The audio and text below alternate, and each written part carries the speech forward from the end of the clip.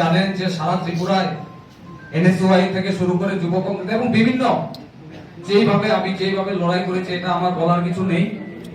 এখানের মধ্যে শুধু একটা গ্রুপিজম চলছে আর ওই দুইটা আছে, এখানে কি আছে ওই বর্মন এন্ড কোম্পানি, ওনারাই থাকবেন, আর কেউ থাকবেন না আজকে থেকে।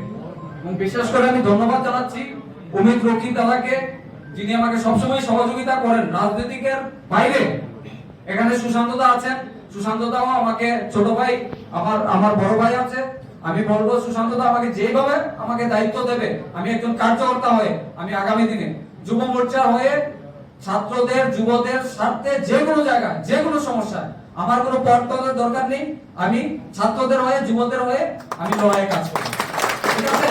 আরেকটা কথা বলছি, কংগ্রেস আর সিপিএম আজকে থেকে দেখবে শুরু হয়ে গেছে সারা ত্রিপুরায়।